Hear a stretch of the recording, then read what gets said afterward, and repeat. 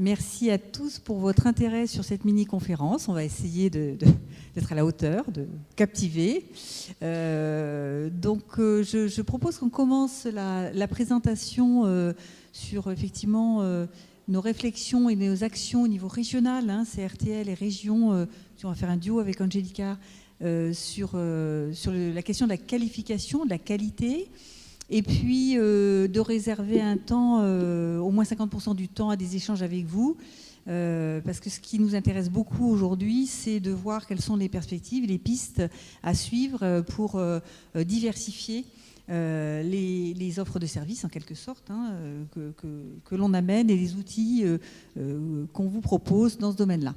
Donc la question auquel il faut répondre avant la fin, comment accompagner les destinations à élaborer des choix de qualification correspondant à la stratégie touristique de leur territoire. Voilà, vaste question, beaucoup de mots. On peut commencer la présentation si vous en êtes d'accord. Alors c'est moi qui l'avance, c'est ça. Donc il faudrait que je commence à travailler un peu. Et...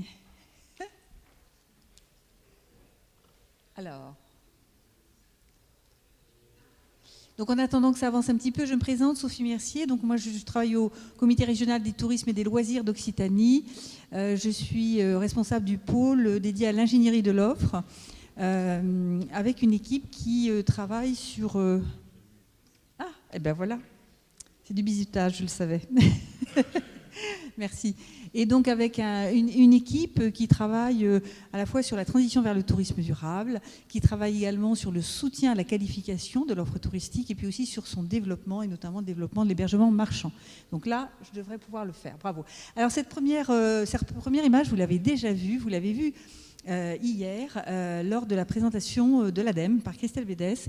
Mais justement, c'est pour vous montrer à quel point on est dans la continuité de ces sujets parce qu'aujourd'hui, on ne peut pas parler, je pense, de stratégie de qualité ou de qualification sans être relié au domaine du tourisme durable, parce que sinon, oui, la qualité, oui, mais pourquoi le fait-on? Et donc, la crise du Covid, elle a été un grand révélateur. Elle a été un révélateur à la fois de nos faiblesses, de nos talons d'Achille, mais ça a été aussi un révélateur du fait qu'on pouvait penser les choses autrement et de façon plus positive et plus bénéfique. Et qu'on n'était pas forcément dans un monde avec une fatalité dédiée à la surconsommation et au quantitatif, et qu'on pouvait imaginer travailler sur le qualitatif et sur des impacts positifs du tourisme, mais il faut effectivement y travailler.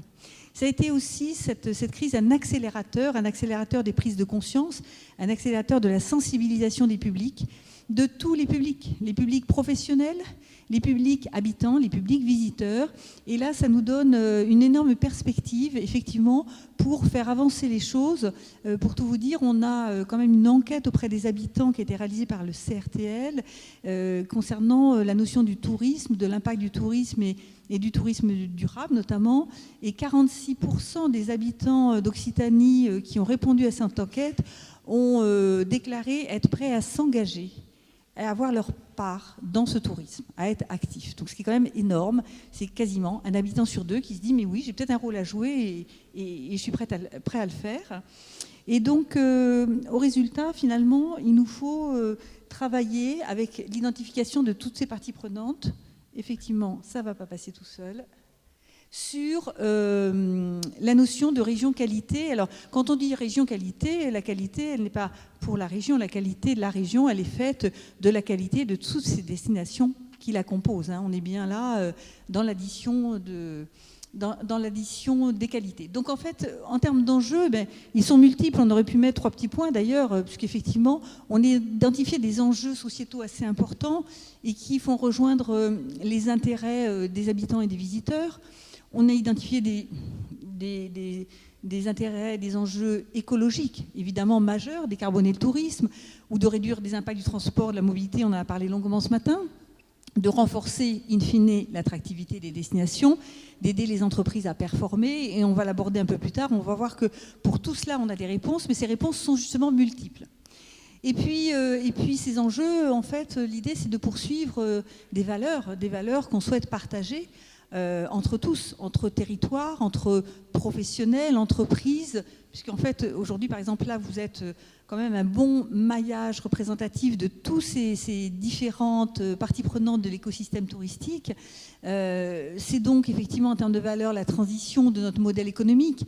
Et là, on se place dans la ligne du Green New Deal de la région, qui a mis en place un pacte vert pour changer notre modèle socio-économique. Du tourisme durable, bien sûr, ou responsable, on l'appellera comme on le souhaitera. Du tourisme inclusif, c'est une chose extrêmement importante. Et quand on pense à inclusif, c'est effectivement, bien sûr, à la fois inclure les habitants au tourisme, inclure les personnes qui ont des difficultés en termes d'accessibilité, l'accessibilité économique aussi, on pense à la carte oxygène. Donc il y a toutes ces valeurs qui sont poursuivies. Et puis, je dirais le PAC des valeurs de l'occitalité, qui aujourd'hui sous-tend beaucoup de nos actions, qui sont des valeurs de convivialité, de bienveillance, de partage et d'hospitalité, de rencontre, qu'on retrouve facilement dans l'ADN en fait, de la région Occitanie.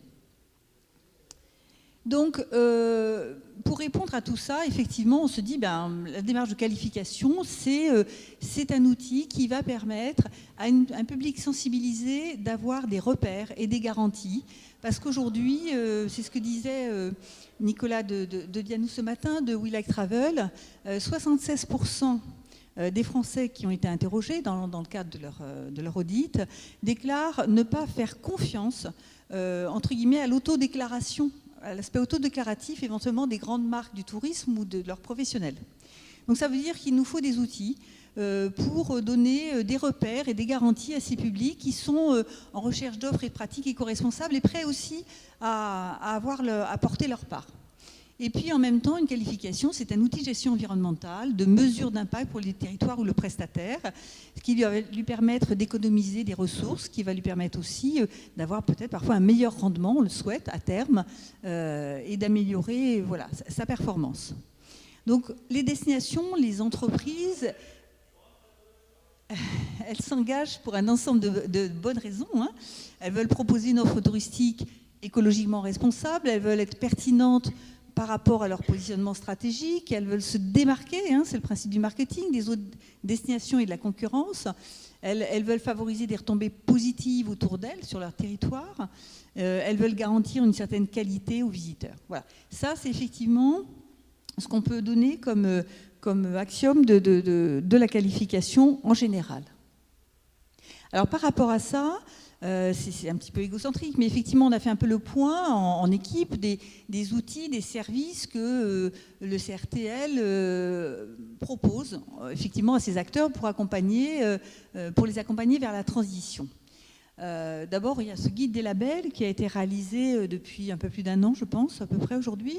Ce guide des labels, il a vocation à aider les acteurs à identifier des démarches responsables au regard de leurs objectifs, puisque effectivement, on a tous des objectifs différents les uns les autres. Il faut pouvoir travailler dans cette transition vers la responsabilité, mais de façon adaptée aussi à ses publics, à son offre, et de façon pertinente. Alors, il faut savoir que ce guide des labels, c'était en fait une première pierre qu'on a fait comme ça et qui était assez longue, puisque c'est un vrai recensement descriptif qui donne des éléments de qui fait quoi, des éléments d'approche, d'évaluation, de temps pour obtenir un label, de coût. Et finalement, il a des poursuites aujourd'hui, il a des prolongements qui sont en cours de projet. Il faut savoir que ADN Tourisme a souhaité travailler sur cette base en le sourçant, et donc on était ravis de leur offrir cette source pour l'enrichir des retours d'expérience notamment, pas que, mais notamment pour l'enrichir à partir des retours d'expérience des labellisés. Il y a aussi ATD, Acteurs du tourisme durable, qui a ouvert un chantier auquel participe donc Marion de chez nous, qui est un chantier qui, sur la base de ce recensement des labels de qualification, propose de préciser un classement par rapport à des critères de tourisme durable, à quel point ils vont répondre à un certain nombre d'enjeux justement du tourisme responsable, notamment en se basant sur l'évaluation de leur performance au regard des 17 objectifs du développement durable qui ont été mis en place par l'ONU il y a quelques années déjà, en 2017 je crois. Donc voilà, il y a encore d'autres projets en cours, et on en reparlera peut-être tout à l'heure, qui donnent des prolongations à cet outil. Deuxième chose, effectivement, ce que le CRTL peut apporter, c'est un partenariat avec les certificateurs. En travaillant, on ne travaille pas bien tout seul, hein, donc effectivement, comme on travaille beaucoup par exemple sur Pavillon Bleu, comme on a des approches sur la clé verte, donc du coup nous avons passé des conventions avec des organismes sur lesquels on peut compter pour venir appuyer, intervenir, conseiller, accompagner. Je pense à Teragir par exemple. On a une collaboration importante avec la DGE, la Direction Générale des Entreprises, et la DMA, qui est la délégation ministérielle à l'accessibilité pour le développement du label de la marque Destination pour tous, par exemple. On travaille effectivement sur Qualité Tourisme OT en collaboration avec ces grands organismes nationaux et bien sûr avec tous les organismes territoriaux de la région. Voilà, il y a aussi un mémorandum qui est en cours de renouvellement avec l'ONU Environnement qui va nous donner accès à un passeport vert. Donc voilà, tout un ensemble de partenariats que le CRTL, auquel le CRTL peut donner accès à ces acteurs des territoires. On a aussi mis en place un centre de ressources en ligne qui est très largement, je m'éloigne un petit peu parce que voilà, je suis très près de... qui est très largement à développer encore aujourd'hui. On a un démarrage avec un benchmark d'initiatives sur les solutions de mobilité. On y trouve des études de l'ADEME, des outils de calcul d'empreinte carbone. On y trouve aussi un kit de communication responsable pour les professionnels, les territoires qui s'engagent dans le tourisme responsable. Et tout cela va être enrichi, renouvelé, mis à jour au fil des années. On remettra sans cesse le métier sur l'ouvrage pour pouvoir donner une palette large. Voilà. Dans ce panel des outils et des offres des services, il faut se dire que ça prend aussi des formes très différentes et très variées, puisque on travaille à la fois à distance et parfois sur site. On accompagne nos réseaux d'acteurs avec, par exemple, des webinaires de découverte d'un certain nombre de qualifications, et qui ont un succès assez important parce que en fait, c'est surtout notamment avec les replays qu'on s'est rendu compte qu'on avait quand même, depuis le début de l'année 2021, plus de 4000 participants quand même, ou participants en replay, qui ont visionné ces sessions de webinaires ou de réunions de sensibilisation, de présentation des labels. On travaille aussi à des éductours avec des retours d'expérience de sites ou d'entreprises labellisées pour permettre d'organiser des échanges entre eux et de faciliter pour les uns l'accès à des qualifications, pour les autres leur renouvellement. Et puis il y a tout un panel très important sur la formation des acteurs territoriaux et des professionnels vers le tourisme durable. Ça, c'est quelque chose de très important puisque notamment il y a des formations d'initiation au tourisme durable qui sont engagées. On en est à plusieurs sessions aujourd'hui, sur la communication responsable, sur la restauration durable, sur la mise en place de démarches RSE. On en a parlé lundi avec les offices de tourisme. C'est vrai qu'on y reviendra, mais il y a aussi des accompagnements par rapport à la RSE dans l'entreprise. S'engager dans la transition écologique, démarche environnementale pour les hébergeurs, mobilité durable. Il y a un module de formation qui est dédié aux agents des territoires avec l'idée de mettre en place un réseau régional d'animateurs de la transition écologique. Il y a aussi cette mise en place de la RSE dans les organismes territoriaux qui est accompagnée. Et puis, parce que je ne veux pas tout développer pour garder un peu de temps pour les échanges, il faut savoir que l'affichage environnemental est identifié comme un outil assez performant, notamment pour nos entreprises. On pense aux hébergements, aux établissements thermaux, et que l'affichage environnemental va faire l'objet d'un plan de soutien à son déploiement dès la fin de l'année ou dès le début 2022, parce que sinon je vais stresser un peu Sophie Birica si je dis dès la fin de l'année, mais sur plusieurs années. On va travailler de pair avec l'ADEME, justement, et grâce à cette convention qui a été signée ce matin pour favoriser son déploiement. Voilà. Donc, maintenant, hop, ça marche très bien. Donc, pour achever un peu ce premier tour d'horizon des actions du CRTL, on a souhaité évoquer quelques actions collectives. Aujourd'hui, notre posture, c'est de dire, effectivement, on est sur une région qui est grande, 13 départements, un territoire assez important, des acteurs très nombreux. Notre échelle de travail, c'est vraiment l'échelle de travail des destinations, de la qualification des destinations, et qu'on souhaite faire en complément des actions de nos partenaires territoriaux, que sont les acteurs départementaux ou les offices de tourisme, et qui eux-mêmes sont engagés dans la qualification des prestations notamment. En complémentarité aussi, on va le voir tout à l'heure, avec le travail d'ADOC, avec le travail régional sur Qualité Tourisme Sud-de-France. Donc aujourd'hui, qu'est-ce qui se passe ? Eh bien, on accompagne des filières prioritaires sur des outils de qualification dont on a vérifié l'impact, en fait. Parce que l'impact en termes marketing, c'est très important. L'impact en termes de retour sur investissement. Même si l'investissement, ce sont des moyens humains et du temps, c'est une question qu'on a souvent quand même.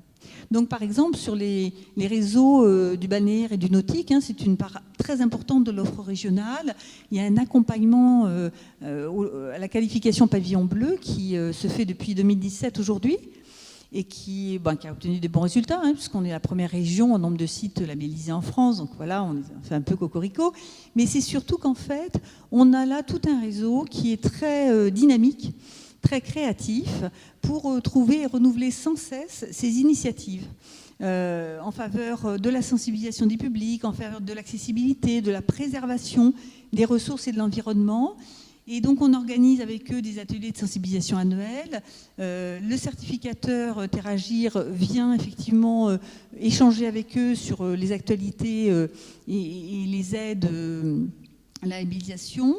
On a des opérations collectives aussi chaque année qui leur sont proposées. En 2021, c'était une action de ramassage des déchets sur l'ensemble des plages et ports d'Occitanie.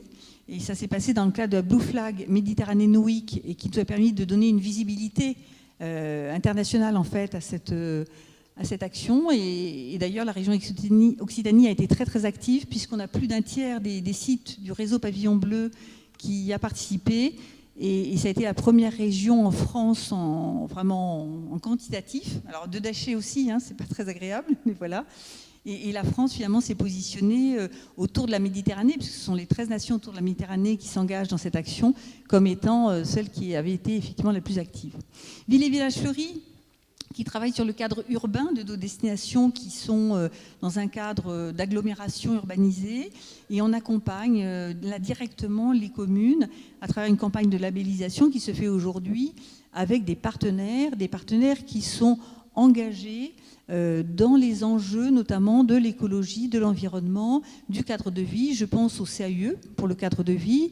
Je pense aussi à la Fredon qui développe son label Zéro Phyto et Terre Saine et qui valorise effectivement aussi bien le cadre de vacances que le cadre de vie et l'aspect sanitaire.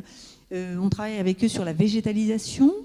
Donc voilà, là on a un deuxième axe. Troisième stratégie de soutien collectif, c'est pour Destination pour tous.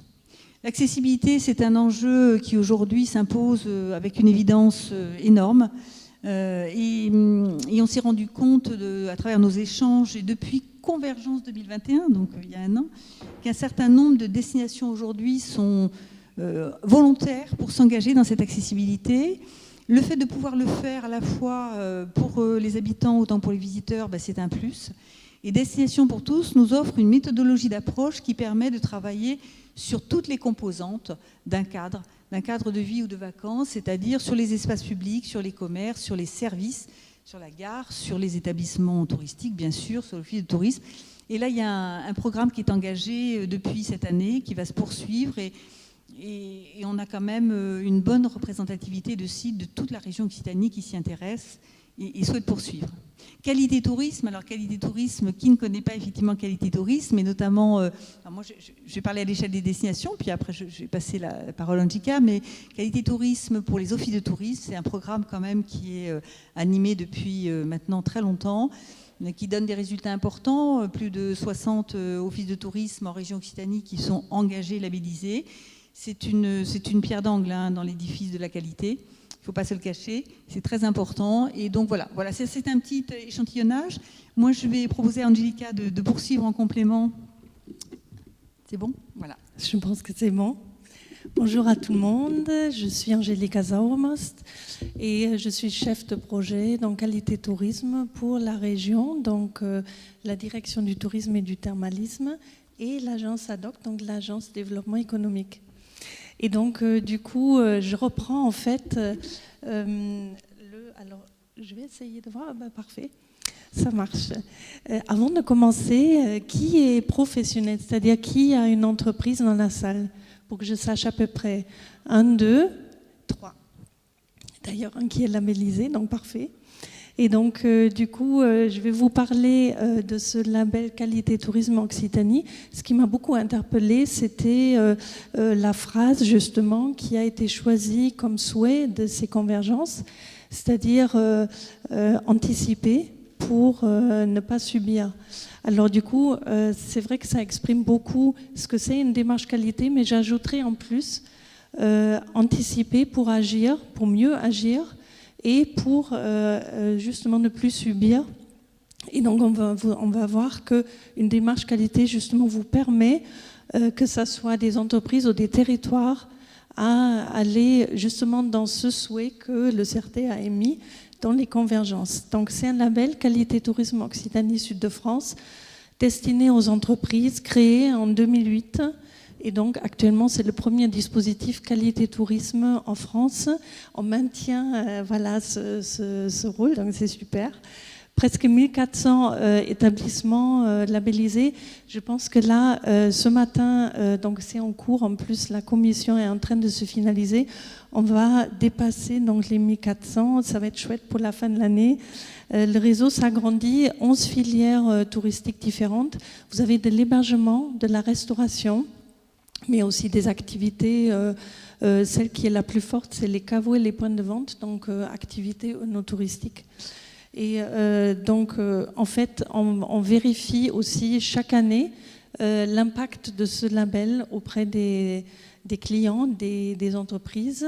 Et donc, l'année dernière, TC Research nous a sorti l'indicateur que le risque d'une mauvaise expérience, eh bien, il est coupé en deux. Au niveau des entreprises qui sont labellisées. Donc c'est assez chouette comme indicateur. Alors la démarche qualité, c'est quoi exactement? Alors là, je vous parle d'une démarche qualité qui est pour les entreprises, mais dans la réflexion et les discussions qu'on peut avoir, c'est aussi de voir comment est-ce que ce fil rouge, je dirais, qui est transposable à un moment au territoire. Alors du coup, aujourd'hui, un chef d'entreprise, il s'engage, donc il y a ce côté leadership, c'est lui qui décide. Si le chef d'entreprise ne décide pas, alors il va dire oui, je le fais vite fait pour avoir une subvention ou un panneau ou je sais pas. Et ben c'est pas ça va pouvoir se faire rapidement et tout ça, mais il aura du mal à vraiment implanter une démarche qualité de fond dans son entreprise. Alors il le fait pourquoi? Ben, il le fait pour satisfaire ses clients. Et la satisfaction, que ce soit client ou même personnel, et ben du coup cette satisfaction, elle est le cœur du réacteur d'une démarche qualité. Il faut que cette satisfaction, elle soit au niveau des clients sur tout le parcours client du début à la fin. Je reviendrai un peu dessus tout à l'heure. Avec un personnel qui est motivé. Donc ce personnel motivé, alors on a mis le goût du travail bien fait, c'est rigolo parce que Jean-Philippe Coll, hier, il a beaucoup insisté là-dessus, sur le fait que c'est culturel et tout ça. Je pense aussi c'est beaucoup à faire avec le management qui est en place à travers, je dirais, la raison d'être peut-être de l'entreprise aussi, son positionnement marketing aussi, qualité. Donc par exemple, si un établissement a plusieurs prestations touristiques, c'est impensable d'avoir le label que pour une prestation. Et donc du coup, le personnel qui est motivé, eh ben, c'est lui qui va porter le projet de l'entreprise. Donc il faut vraiment qu'il l'ait compris et qu'il soit là, que c'est lui qui le co-construit. Grâce à une bonne organisation, donc à chaque fois quand j'interviens, j'ai dit, moi ça m'intéresse beaucoup cette organisation parce que je suis allemande et on a les Allemands, on a des clichés, voilà, ils sont très bien organisés. On aime beaucoup les process, les procédures. C'est vrai. Moi, j'aime beaucoup ça parce que je trouve que ça sécurise le parcours client, ça sécurise une prestation. Et donc, du coup, c'est hyper important d'avoir des process parce que dans une entreprise où vous avez que 2 salariés, mais qui monte à 15 salariés en été, Et ben du coup, s'il n'y a pas des process, ça va être le bordel. Et donc les clients ne vont pas être satisfaits. Ça va se ressentir sur les sites d'avis et sur les réseaux sociaux de partout. Donc ça fragilise une entreprise. Donc autant qu'à faire, grâce à une bonne organisation. Au sein du label Qualité Tourisme, et ben il y a des référentiels qualité qui aident et donc il y a pas mal d'entreprises qui vont utiliser ce référentiel comme plan d'action. Donc à chaque fois se corriger par rapport à ça.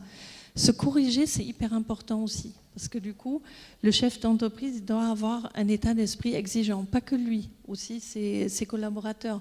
Parce que quelque part, c'est aussi d'accepter de se remettre en question. Se remettre en question, pas évident, parce qu'il faut aussi se dire, je me mets en question, comment ? Ça va être à travers un audit que nous, on propose tous les 5 ans, un client mystère, mais ce n'est pas suffisant.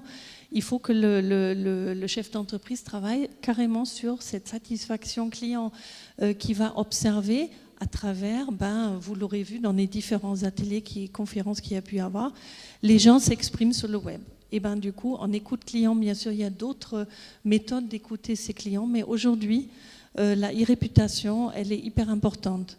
Et donc, du coup, je reviendrai juste dans quelques secondes là-dessus. Sur quoi est-ce qu'on veut donc sécuriser tout cet engagement ? Bien sûr, il y a aussi ce qui rentre de plus en plus là-dedans, parce que de plus en plus d'entreprises s'orientent vers la RSE, et tu l'as rappelé, Sophie, effectivement, ça intéresse beaucoup d'entreprises. C'est plus qu'une mode, c'est vraiment une tendance très forte. Et ça fait 1 an qu'on travaille justement à cette intégration très pratico-pratique de la RSE, des cycles d'RSE dans la démarche qualité. Alors, on est sur le parcours client, vraiment très pratico-pratique.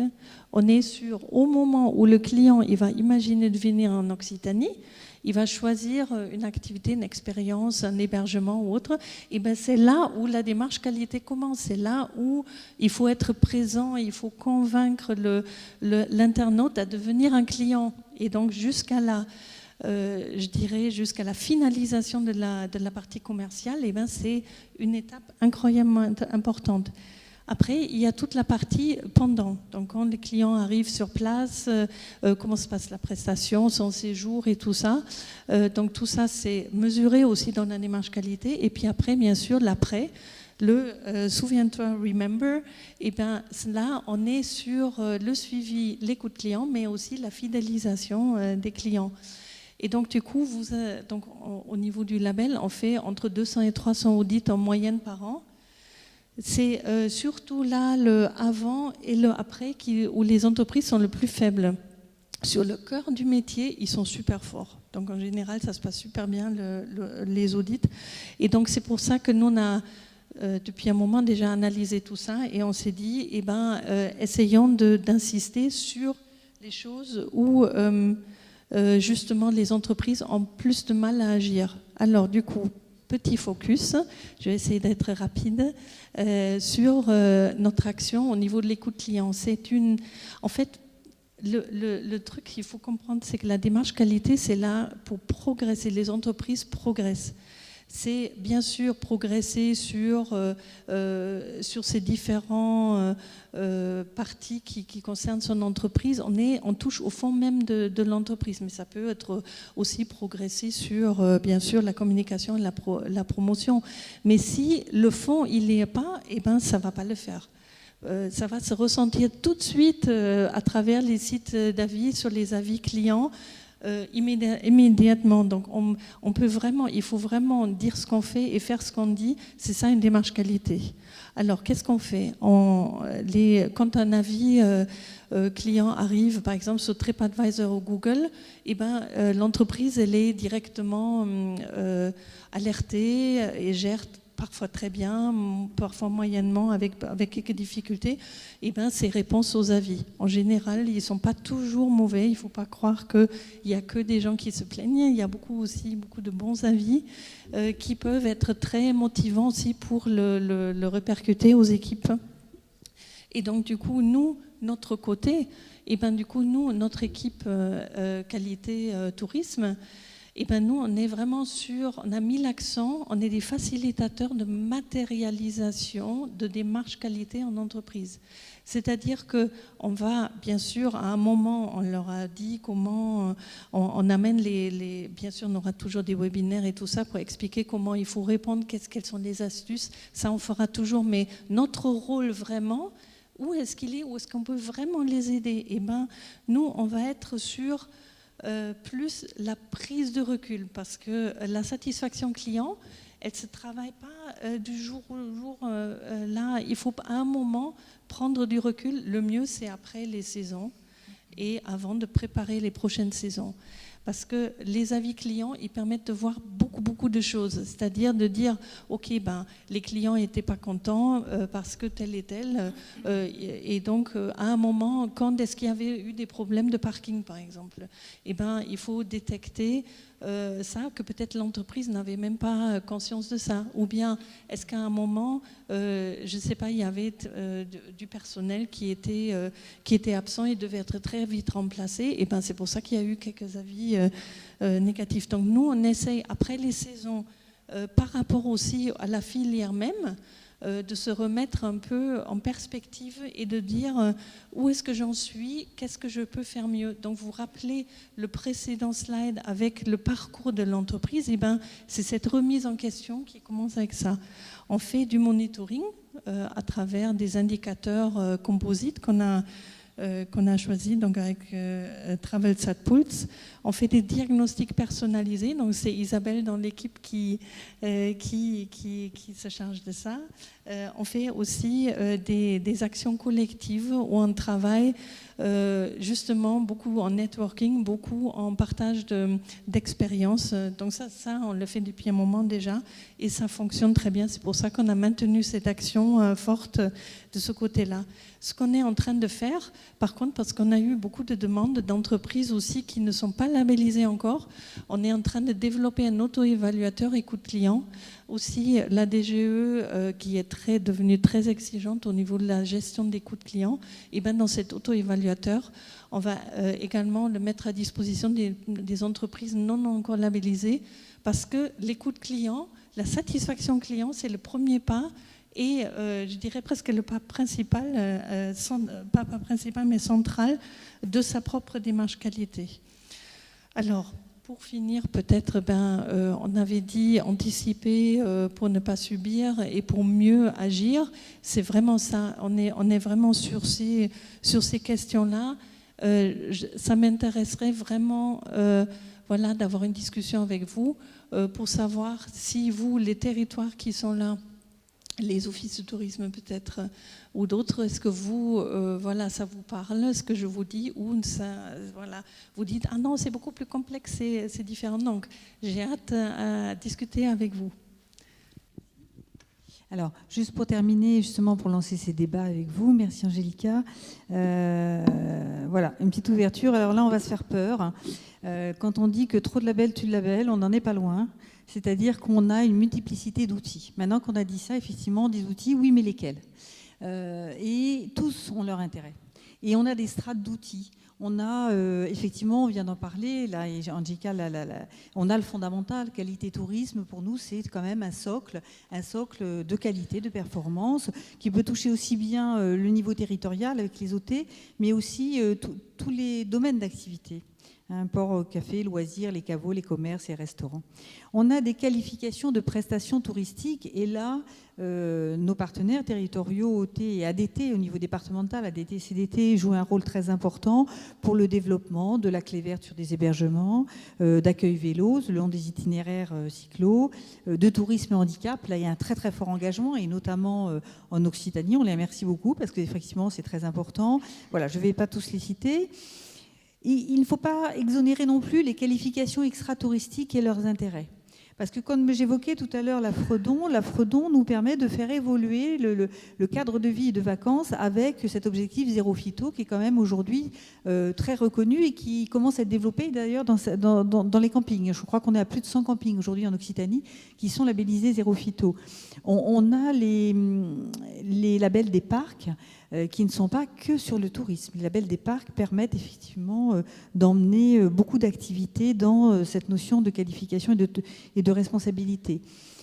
Port propre, par exemple, Port propre qui apporte des solutions techniques très évoluées, très précises sur le règlement de problématiques environnementales et écologiques des ports. Et puis il y a les qualifications de destination touristique, quand même. Elles sont là. Nous, on travaille effectivement sur pavillon bleu. On a des villes et villages étoilés assez nombreux en Occitanie. Villes et villages fleuris, destination pour tous, vignobles et découvertes. On a une très forte représentativité du parc de vignobles, de destination vignobles et découvertes de France. Donc là, vraiment, on est gâté, on est très fort. Mais alors là, comment se repérer? C'est vrai que c'est une grosse problématique. Et il s'avère qu'en fait, peut-être qu'aucune de ces strates ne doit être omise. Peut-être qu'effectivement, il y a cette notion de qualité, elle doit prendre en compte à la fois les offres de prestations, le cadre de vie, les commerces, les services publics, les établissements touristiques, l'accueil. Et puis, en utilisant toute une gamme comme ça de façon transversale d'outils, arriver à positionner des destinations de qualité, des destinations remarquables sur chacune de leurs choix thématiques, de leurs choix de positionnement, des destinations APN. Oui. Non, c'est pas pour nous. Je pense qu'on est encore destinations campagne ou cadre de vie, des destinations eno-agritourisme, des destinations MICE, Event. Je pense qu'il y a effectivement des choix. Mais la palette est quand même très très large. Donc effectivement, pour terminer, là c'est vraiment un dernier slide, puis après la parole est à vous. On se pose la question, mais quel accompagnement finalement pour une destination qui est en recherche de stratégie de qualification pour sa transition vers le tourisme durable? On pense qu'effectivement, en y travaillant, là en petit groupe avec l'équipe, d'abord il y a un diagnostic à faire, un diagnostic du niveau de qualification de la destination, de ses composants de l'offre, de ses entreprises engagées, des types de labels, des durabilités, de ses cibles de public. Et il faut qu'on le mette au regard de l'analyse et proposer des scénarios stratégiques pour la destination en fonction de son positionnement marketing, des enjeux qu'elle veut poursuivre aussi pour sa population, très clairement, des démarches finalement qu'on peut identifier pour y répondre, des choix stratégiques que le territoire doit faire lui-même, vraiment en accord avec ses acteurs, très clairement, et puis dérouler là un plan d'action. Ça pourrait se passer comme ça, on ne sait pas, on essaie d'imaginer et on veut avoir votre avis là-dessus. Et puis ça veut dire qu'il y a des besoins à identifier en termes d'accompagnement. À quoi doit-on répondre très clairement? Qu'est-ce qu'on doit mettre à disposition en termes d'ingénierie territoriale, d'appui technique, de formation, d'accompagnement financier? Voilà, tout ça, ce sont des questions ouvertes, elles vous sont ouvertes. Et voilà, j'espère que ça vous inspire en tout cas des remarques, des réflexions ou des souhaits. Et maintenant, la parole est à vous.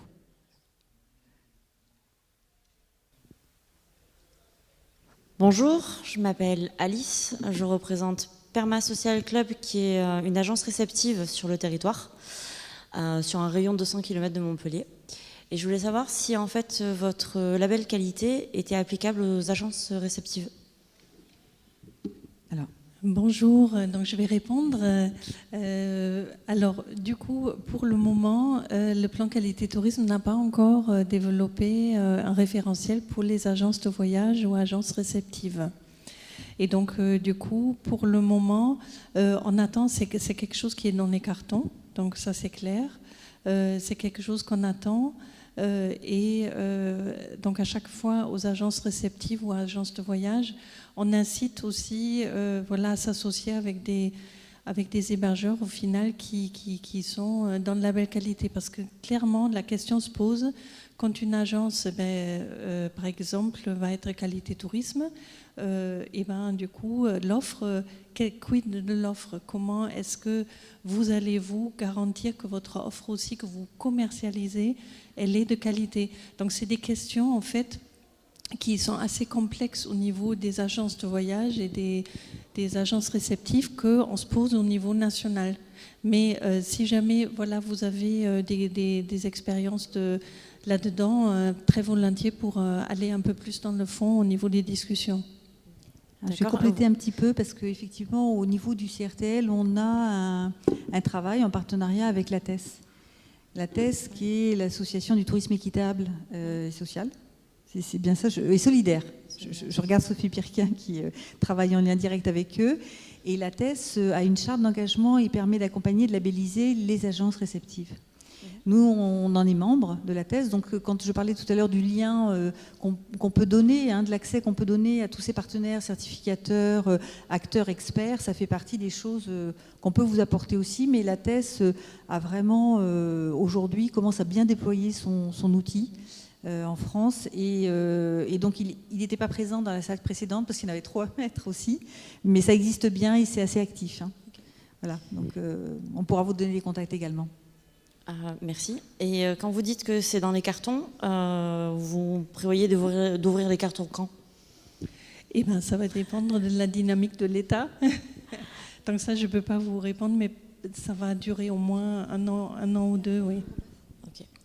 Par contre, effectivement, tu as raison de repréciser, Qualité Tourisme n'est pas le seul label. Tout dépend de votre positionnement. En fait, si vous voulez vous positionner côté durable plus, Qualité Tourisme, c'est une démarche systémique, c'est-à-dire c'est une démarche de fond.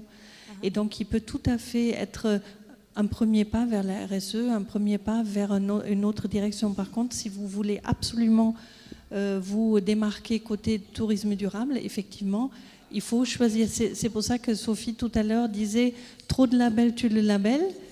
Il faut, en fait, c'est trop de labels qui ne sont pas correctement positionnés. Et où on ne comprend pas, c'est ça ce qui tue en fait. Par contre, les labels où on sait exactement, je fais ça pour avoir ça, et du coup, je pense que ces labels-là, ils vont dans tous les cas avoir un sens. Donc à vous de voir, à partir de votre stratégie, votre positionnement. Merci. Je suis désolée, je vous entends pas. Pardon, le label RSE engagé, ça peut être quelque chose d'intéressant déjà pour vous, okay.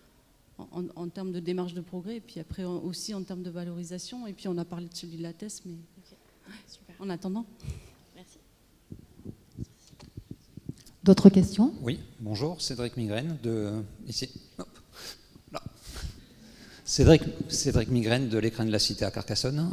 Je suis un gîte et le label Qualité Tourisme donc ne s'applique pas au gîte. Est-ce que vous pensez bientôt y arriver ou pas? Parce que quand vous parlez des agences réceptives qui peuvent se tourner vers les hébergements, on n'en fait pas partie du coup. Alors les gîtes, c'est un grand problème. Enfin, c'est une grande question sur laquelle, en fait, moi-même, j'ai travaillé pendant 3 ans pour essayer de trouver un moyen de les rentrer dans Qualité Tourisme.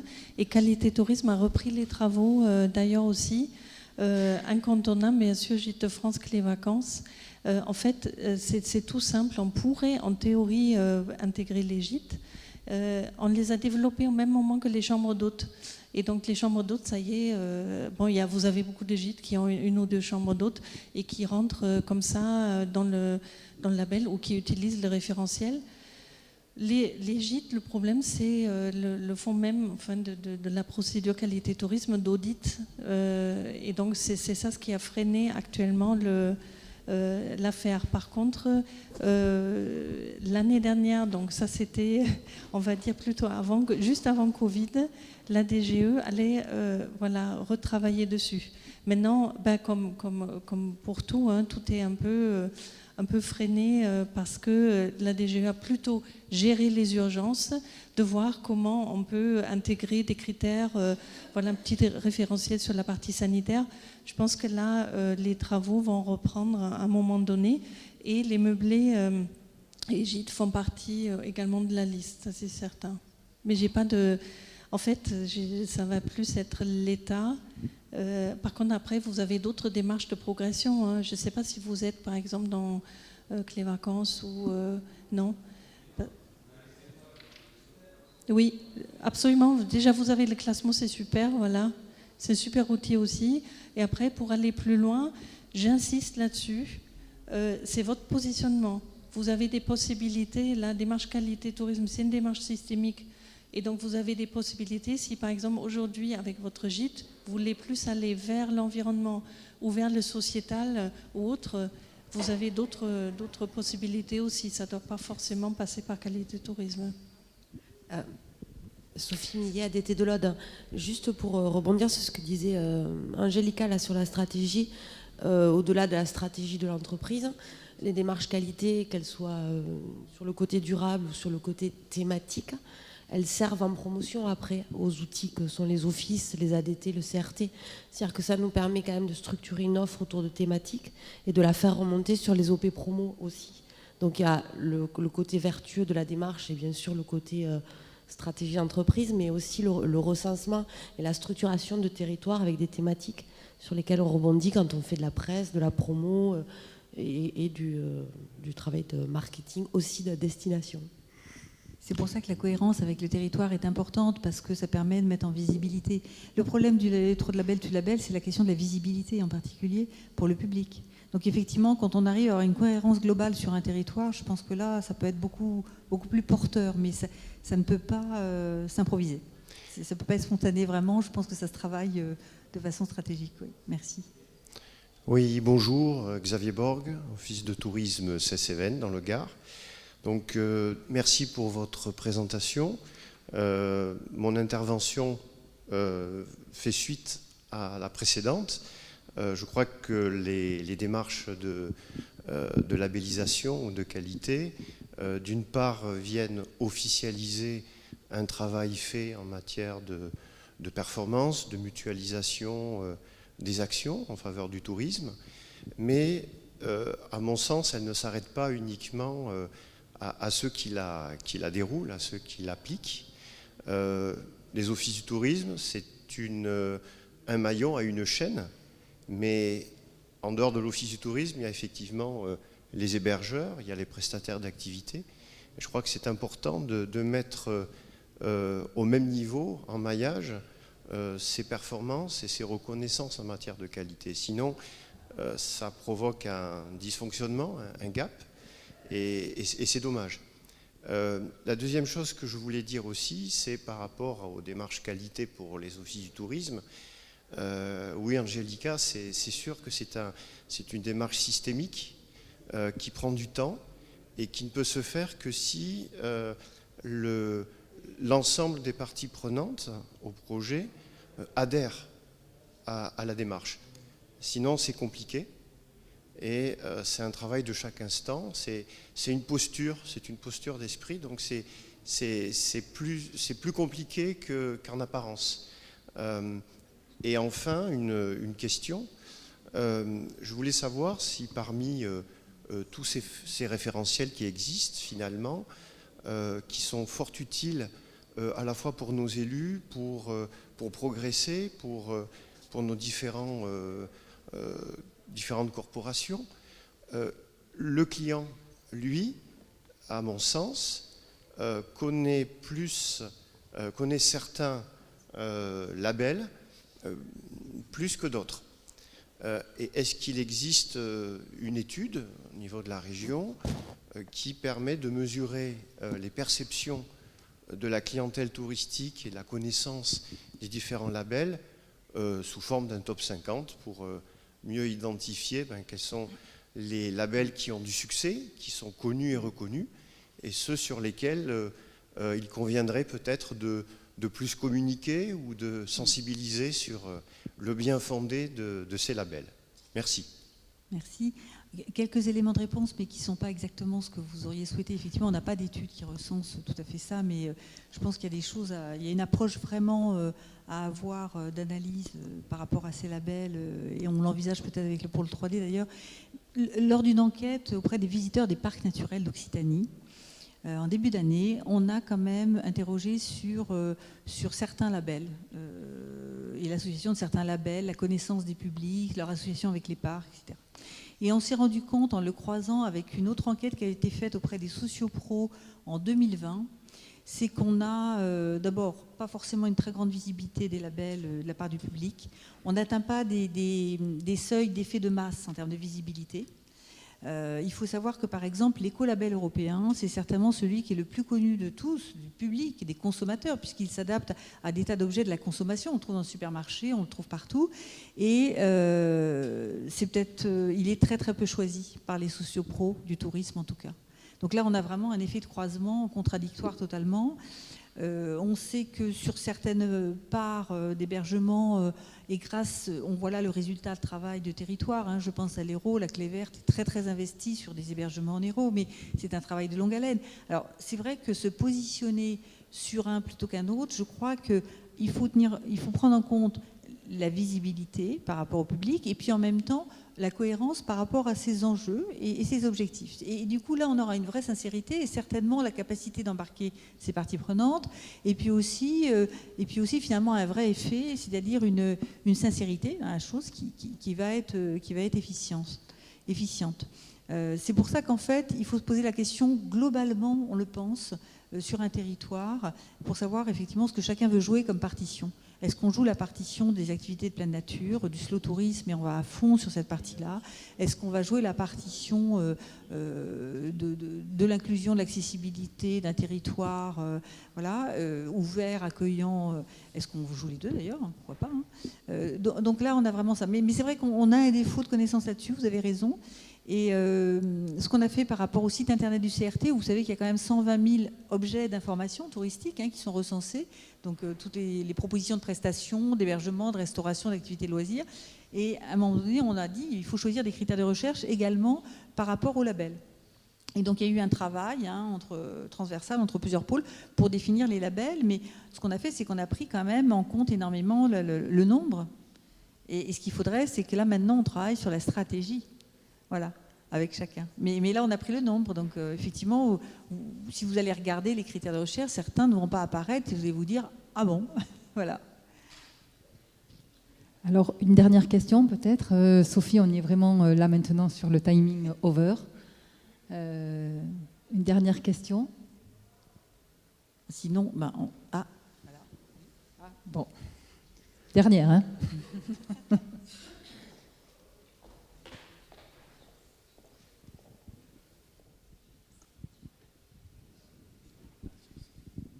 Oui, bonjour, Géry Baptiste, responsable qualité au sein de l'OTI Verdon Tourisme. C'est pas une question, mais juste une remarque pour répondre au monsieur qui vient d'intervenir. Moi, je suis en stage de fin d'études et j'ai fait mon mémoire justement sur la légitimité du label qualité tourisme. Et donc, à mon humble échelle, j'ai mené une étude que je pourrais vous partager. Donc, j'ai eu à peu près 150 réponses. Donc, évidemment, au niveau statistique, ça vaut ce que ça vaut. Mais justement, donc, cette fois, ce ne sera pas sur le territoire de l'Occitanie, mais dans la région du Verdon, un petit peu la perception, justement, ce que vous parlez. C'est un Google Form d'une dizaine de questions. Et donc, vous aurez déjà quelques fourchettes statistiques et quelques éléments de réponse qui pourront vous aider. Donc, je vous invite à ce qu'on échange et je vous transmettrai ça avec plaisir. Merci pour votre proposition, c'est très intéressant. Juste un mot pour compléter. Merci beaucoup pour cette remarque. Il y a aussi des études d'impact que tu trouveras, Xavier, sur le site de la DGE Qualité Tourisme. Et donc, du coup, c'est intéressant parce qu'ils font tous les 2 ans des études. Nous, on le fait chaque année. Et donc, c'est la même méthode, le même déroulé. Et donc, du coup, tu auras effectivement des résultats assez suivis sur qualité tourisme. Par contre, la perception même, est-ce que vous connaissez qualité tourisme ou est-ce que vous connaissez machin? Il me semble qu'il y a une question aussi sur ça, tu pourras trouver. Après, c'est bien sûr une réponse complètement partielle parce que ça concerne que qualité tourisme. Et juste pour terminer, par rapport à Qualité Tourisme, je vous rappelle que je suis la référente au niveau régional. Donc je vous invite vraiment à me contacter si vous avez besoin de quoi que ce soit par rapport à Qualité Tourisme, notamment par rapport aux offices de tourisme. Je me tiens bien évidemment à votre disposition. Voilà. Mais on partagera effectivement le Google que tu proposes pour justement avoir donc des informations à partager. Merci à tous.